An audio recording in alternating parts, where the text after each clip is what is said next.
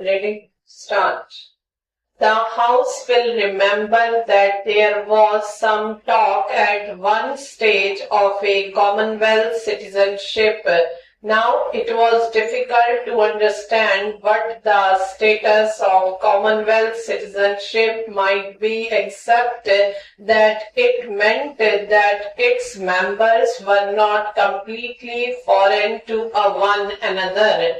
That unforeignness remains, but I think it is as well that we left off talking about something vague which could not be surely defined. The other fact also remains, as I have just stated, the fact that we should take the right to ourselves if we so choose to exercise it at any time to enter into treaties or arrangements with Commonwealth countries, assuring us of certain mutual privileges and preferences.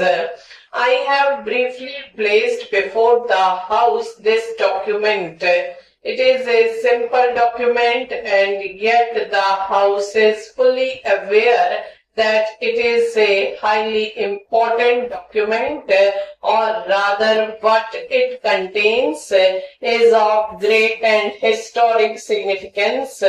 I went to this conference some weeks ago as the representative of India. I had, of course, consulted my colleagues here previously because it was a great responsibility and no man is big enough to shoulder that responsibility by himself when the future of India is at stake. For many months past, we had often consulted one another, consulted and great and representative organizations, consulted many members of this House. Nevertheless, when I went, I carried this great responsibility and I felt the burden of it. I had able colleagues to advise me, but I was the sole representative of India, and in a sense, the future of India for the moment was in my keeping.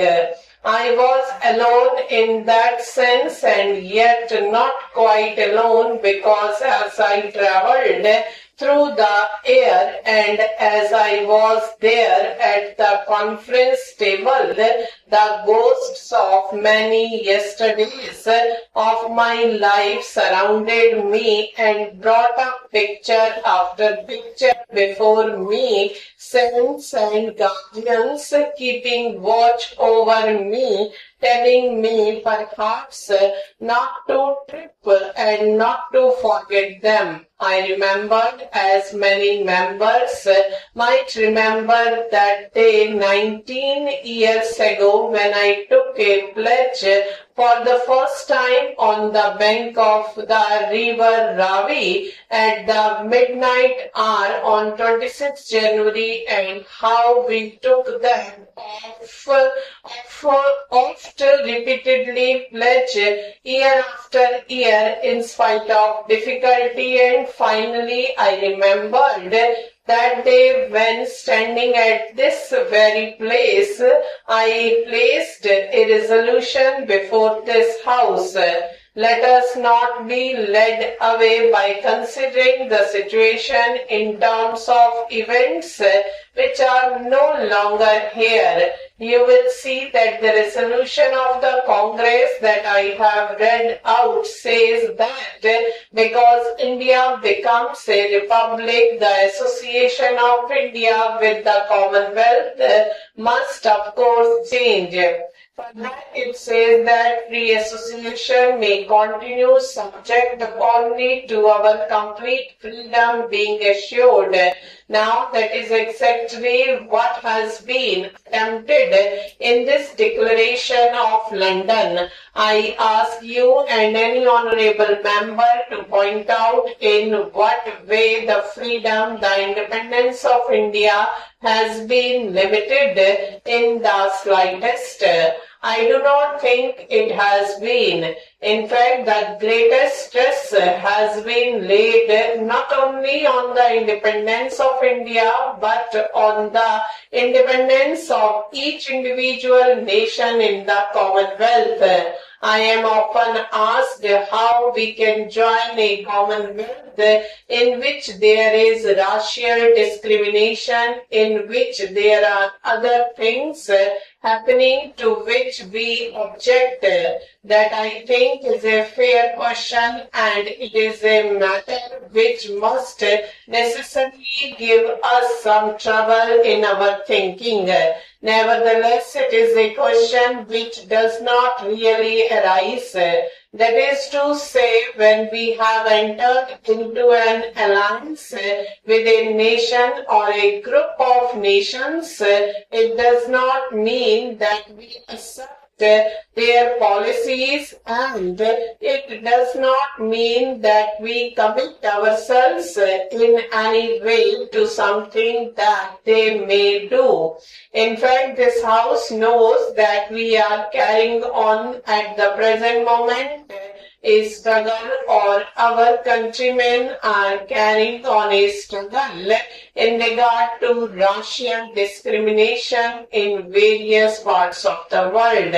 The House knows that in the few years, one of the major questions before the United Nations at the instance of India has been the question of Indians in South Africa. May I, if the House will permit me for a moment, refer to an event which took place yesterday, that is the passing of the resolution at the General Assembly of the United Nations, and express my appreciation and my government's appreciation of the way our delegation has functioned in this matter, and our appreciation of all those nations of the United Nations, almost all, in fact all, barring South Africa, which finally supported the attitude of India.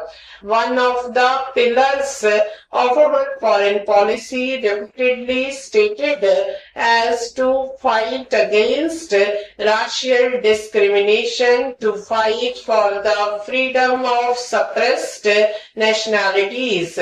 Are we compromising on that issue by remaining in the Commonwealth? We have been fighting on the various issues, even though we have thus far been a dominion of the Commonwealth. Stop.